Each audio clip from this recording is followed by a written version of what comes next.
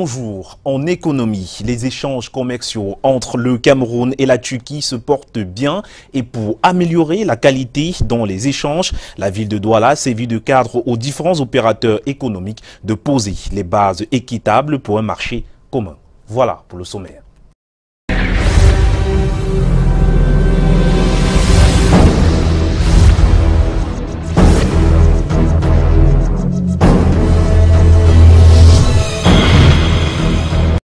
Bienvenue à tous au 13h sur Canal 2 International et on ouvre ce journal avec notre chiffre du jour qui est 419 milliards. Ce chiffre représente les 419 milliards de francs CFA de recettes mobilisées par la douane camerounaise au 31 juillet 2018.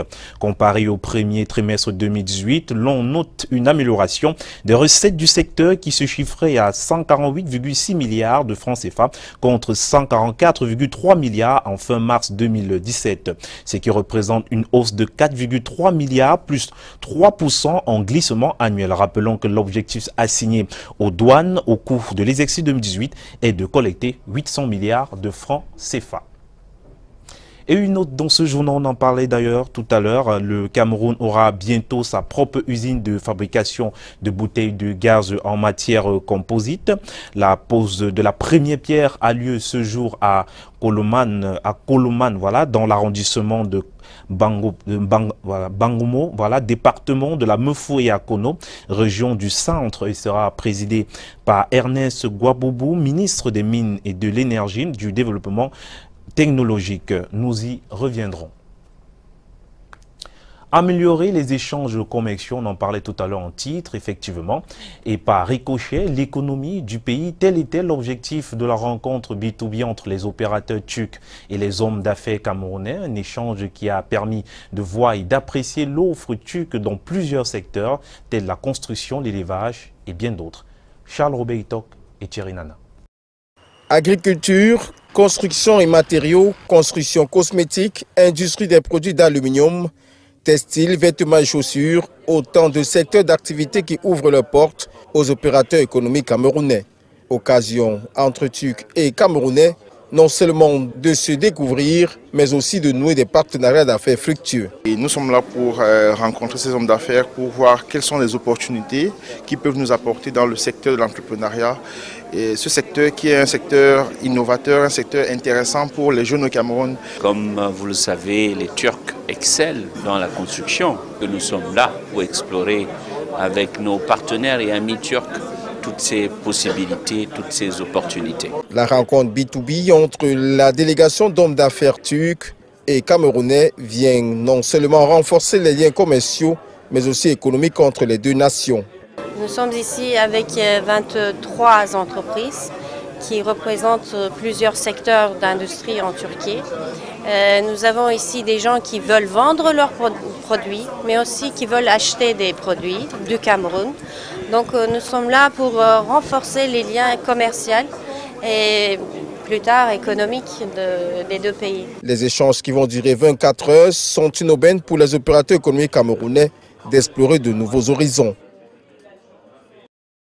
L'agriculture et l'élevage sont désormais au cœur des intérêts de nombreux jeunes Camerounais. À Kribi, ils sont une centaine à intégrer l'école de l'élevage et d'agriculture.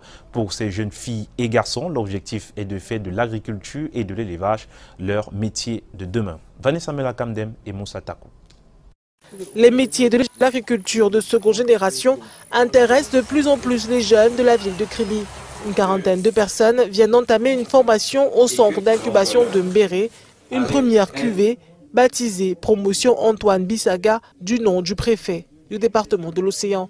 Nous félicitons déjà ces jeunes qui ont compris que le secteur de l'entrepreneuriat est également à leur disposition.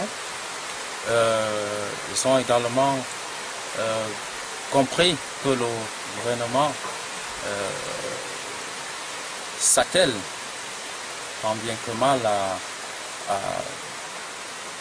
à les amener à trouver des opportunités. Toutes les conditions sont réunies ici pour une formation efficace, tant sur les plans techniques qu'infrastructurels. Le promoteur du centre est d'ailleurs un agriculteur aguerri. Après 3 mois de formation, chaque apprenant pourra obtenir des financements allant de 1 à 3 millions de francs CFA. On remercie d'abord le Premier ministre, le ministre de l'Agriculture, parce qu'il a vu que les jeunes de l'océan méritent de faire le PA jeune par rapport à ces projets qui viennent dans notre arrondissement. Cette formation s'inscrit dans le cadre du programme d'entrepreneuriat agropastoral des jeunes.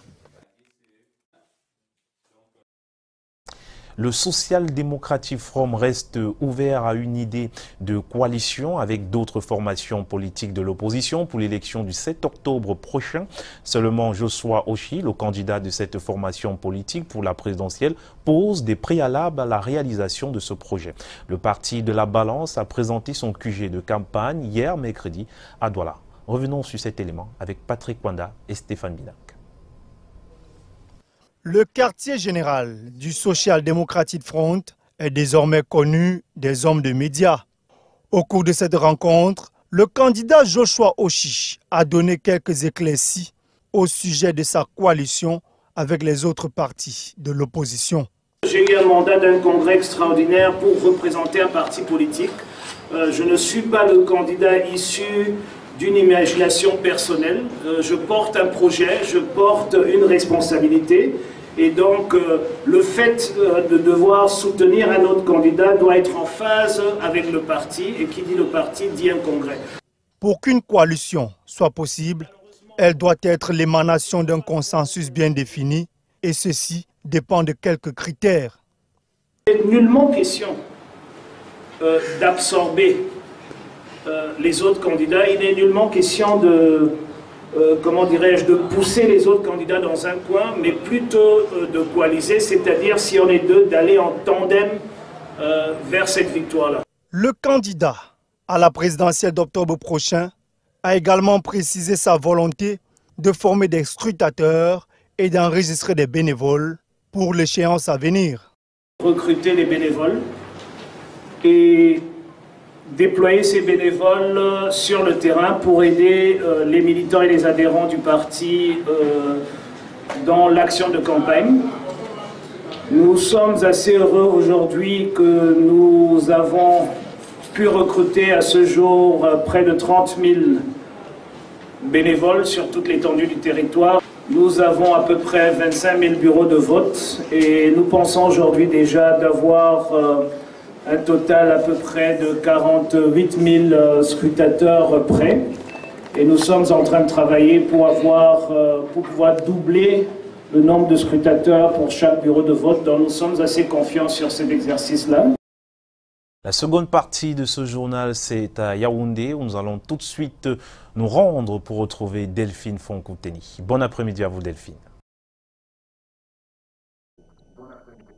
Bon après-midi, Junior Ossan, mesdames, messieurs, bon après-midi. Opération séduction pour le Canada en terre camerounaise. Le haut-commissaire du Canada au Cameroun appelle les opérateurs économiques à organiser une rencontre à Yaoundé. Objectif, les appeler à aller investir dans leur pays où près de 2000 étudiants camerounais poursuivent actuellement leurs études. Islam Pierre et Sono, Serge Alain Zibou. En partage, le Cameroun et le Canada ont le bilinguisme.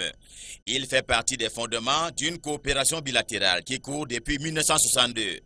Sur le plan économique, elle est passée des donateurs à accueil à un partenariat gagnant-gagnant, même si la balance reste inégale. En effet, le Canada économique converge vers le Cameroun à hauteur de 43 millions de dollars annuels contre près de 10 millions pour le Cameroun. Cette donne peut s'améliorer si la partie camerounaise va à la conquête de Toronto au Montréal. C'est l'invite qui est formulé ici par le haut-commissaire du Canada au Cameroun. Le Canada est la 10e économie mondiale.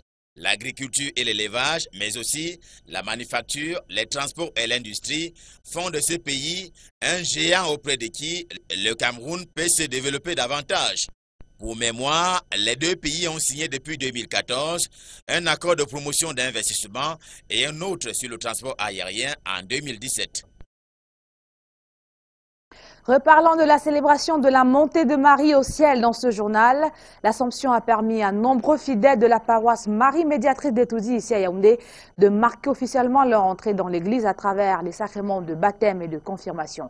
Retour sur cette célébration avec Charnel Ouampé et Parfait Zambo. Des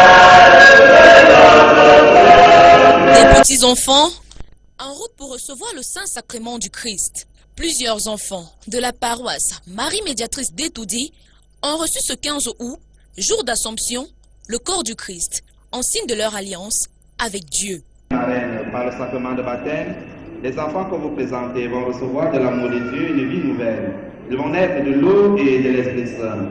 Cette vie de Dieu remportera bien des obstacles pour lutter contre le péché. Les textes qui ont accompagné la célébration de cette première communion ont été tirés de l'évangile d'Apocalypse, de Saint Jean et de Saint Luc. Le message délivré ce jour par l'abbé Parfait Ali Machama met en exergue les bienfaits de la Sainte Vierge Marie, Mère de l'humanité. Elle qui apporte ses grâces aux hommes et aux enfants baptisés. L'abbé a également parlé du rôle de médiateur que joue la Mère de Jésus auprès de Dieu le Père. L'Évangile demande l'intercession à la Vierge Marie pour les intercessions de leur couple, la protection, la guérison des maladies du couple, pour que le Christ habite en eux, il leur donne la grâce de la sagesse et de l'intelligence dans l'espérance, la foi et la charité. Les enfants communiés n'ont pas manqué d'apporter les présents dans la maison du Seigneur. Plus tôt dans la nuit, les fidèles de la paroisse Marie Médiatrice d'Etoudi, au cours d'une veillée, ont imploré la Vierge Marie de veiller sur le Cameroun afin que les zones en proie aux violences retrouvent la paix. En culture, l'artiste musicien ténor se produira en spectacle le 18 août prochain du côté du palais des congrès, du palais des sports de Yaoundé. Face à la presse hier, l'homme du Fiang Loué le Yamou a invité ses fans à venir nombreux vivre ce concert live. Charnel Ouampé et André Marindia représentaient Canal 2 à cette rencontre. Regardez. Devant les journalistes, Ténor affiche ses attentes pour la grand-messe musicale de ce samedi. Aujourd'hui, le Cameroun, les Camerounais, toute la culture répond présent à l'appel. Toute la culture a compris le message, toute la culture a compris la vision, la direction de là où on veut aller. Donc je ne peux que m'attendre à du positif.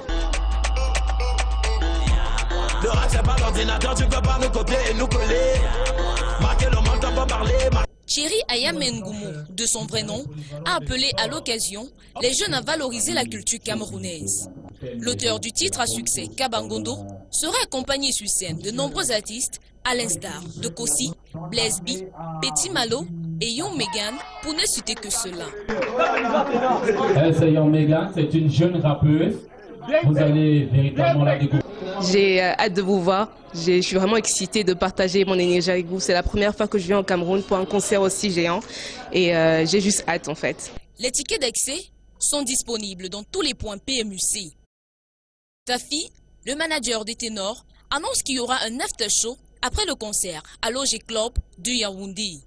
L'artiste camerounais évolue sous la bannière de Universal Music Africa.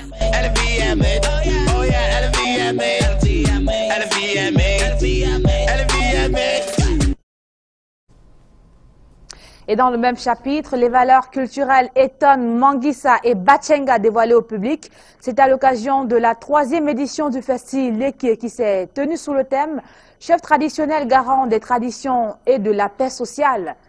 C'est une édition qui a connu du succès en termes de regroupement des filles et fils de cet arrondissement. Maria Mazou nous en dit plus. La ville d'Obala vibre au rythme des chants et danses traditionnelles des peuples de la Lekié.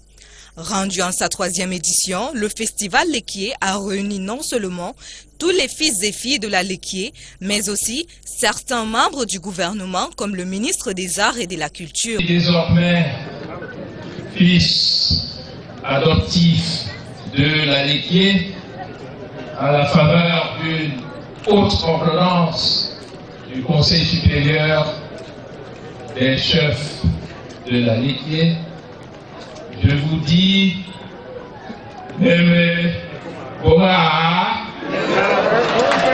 Valorisation des œuvres d'art, des traditions et du tourisme sont entre autres les grandes idées développées tout au long de ce festival. C'est un événement important et que les étonnements de Sabachenga ont intérêt à valoriser, à promouvoir leurs différentes cultures. Plusieurs activités sont au rendez-vous. C'est le cas notamment de la foire d'exposition, du concert géant et de l'élection de l'étoile d'Obala. La cérémonie a pris fin par la remise des diplômes d'honneur et l'installation des 100 candidats Miss de la Léquier.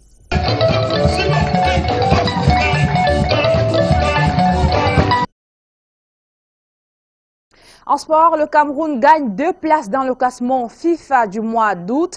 Les Lions indomptables du Cameroun sont logés à la 47e place sur l'échiquier africain. Le pays de Roger Mila est 6e.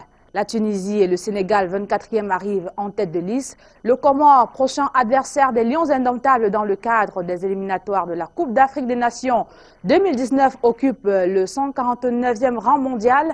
La France, la Belgique et le Brésil constituent le top 3 mondial. Nous y reviendrons amplement dans nos émissions spécialisées. Mais avant, le 13h se poursuit sur Canal 2 International. Et c'est avec vous du côté de Douala, Junior Ossan. Merci Delphine Fonkouteni. Avant de quitter définitivement Yaoundé, rappelons qu'une réunion préparatoire à la 18e édition du Grand Prix cycliste international Chantal Biya se tient ce jour à partir de 14h au siège de la Fédération camerounaise du cyclisme, c'est à Yaoundé. En sport, toujours, nous vous proposons d'aller à la découverte d'un jeune champion camerounais spécialisé dans les sports de combat. À l'aube de sa carrière, il ambitionne d'aller continuer sa carrière en Europe. Découvrons-le avec Alex Lembe.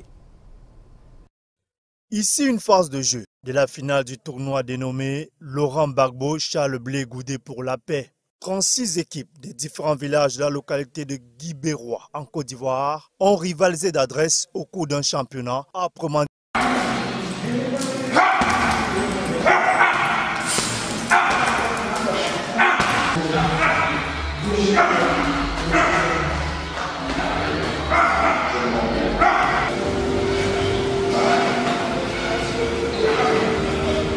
Lui, c'est Franck Junior Simen. Ce jeune fighter aux dents très longues veut entamer sa carrière professionnelle occidentale.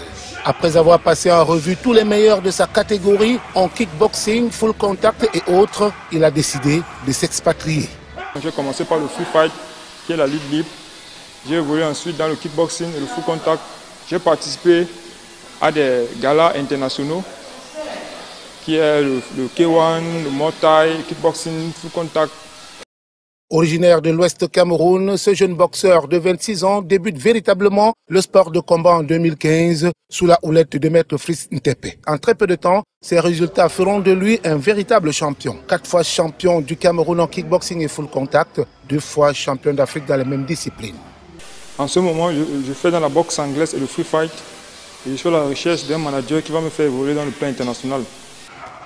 Hormis ces 2 disciplines suscitées, ce jeune champion est aussi pratiquant de boxe anglaise et de bras de fer. D'ailleurs, en ce moment, il est en stage bloqué pour le championnat du monde de bras de fer prévu en Turquie très prochainement, d'où ces séances actives d'entraînement quotidien.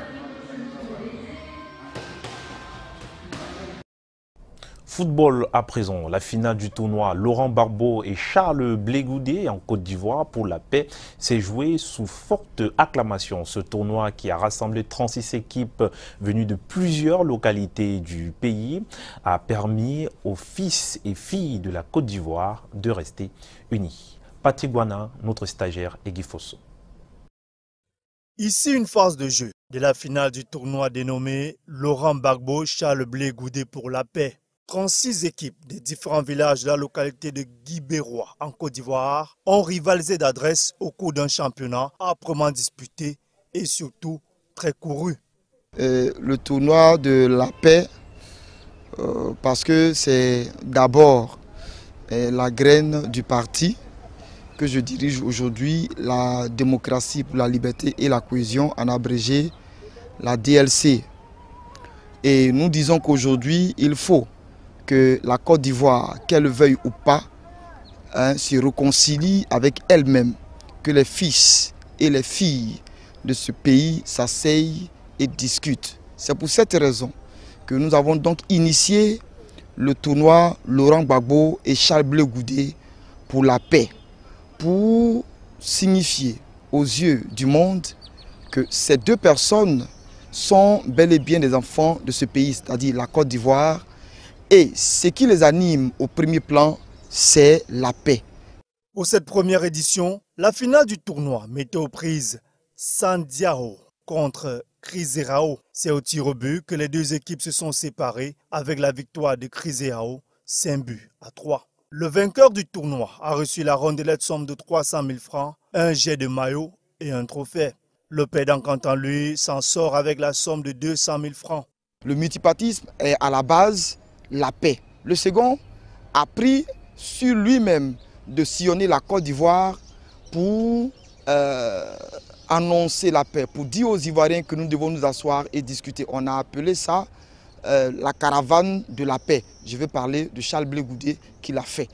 Il demeure donc indéniable que le football reste et demeure un véritable havre de paix et de cohésion sociale. Un blanc qui fait du bikoussi et danse, c'est une réalité au Cameroun. Les mélomanes découvrent depuis quelques jours la présence de Didier Piment autour d'un single intitulé Nago Kamer, du pur bikoussi à cœur ouvert avec Lil Piedjou et Aurel Contu.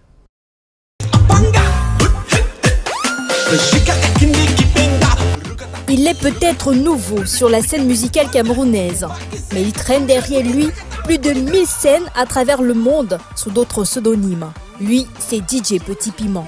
Et DJ Petit Piment est né vraiment, pour le coup, en Côte d'Ivoire, dans un projet de coupé-décalé. C'est là qu'est né vraiment le personnage de DJ Petit Piment, Pessek Pessé, du nom du petit piment qui brûle fort et qu'on utilise pour la purge. Cette purge, DJ Petit Piment est venu la faire au Cameroun pour davantage maîtriser les sonorités africaines. Ce qu'il y a ceci de fort dans les musiques africaines, c'est qu'elle n'est pas là que pour la musique. La musique n'est pas là pour elle-même. Elle est là pour faire danser. Et elle porte du sens. Elle est porteuse de sens dans les traditions, on va dire. Mais au-delà de la tradition, elle est là pour faire bouger les corps. Et moi, c'est ce lien entre la musique et le corps qui bouge qui m'intéresse. Pour matérialiser cet amour pour la musique africaine, DJ Petit Piment propose depuis quelques jours aux mélomanes un single intitulé Nago Kamer, 100% bikoussi.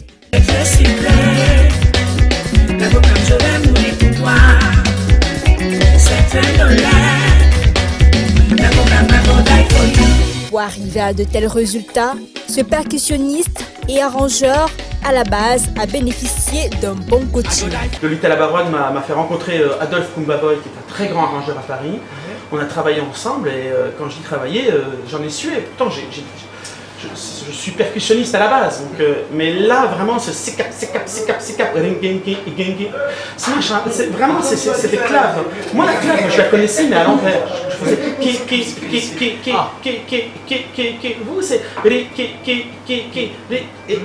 donc déjà mon cerveau il a été tordu dans tous les sens. Greg Durek, de son vrai nom, est un Belge. Il a reçu une formation à l'école des Beaux-Arts en Belgique. Il s'est formé à l'utilisation des instruments africains au Bénin. DJ Petit Piment a été adopté par la Côte d'Ivoire il y a 2 ans. Et aujourd'hui, c'est le Cameroun qui l'accueille. Bébé, je t'aime. Nago Kamer à consommer sans modération. Voilà, c'est donc ici que se ferme le 13h sur Canal 2 International. Le prochain rendez-vous, c'est demain à la même heure.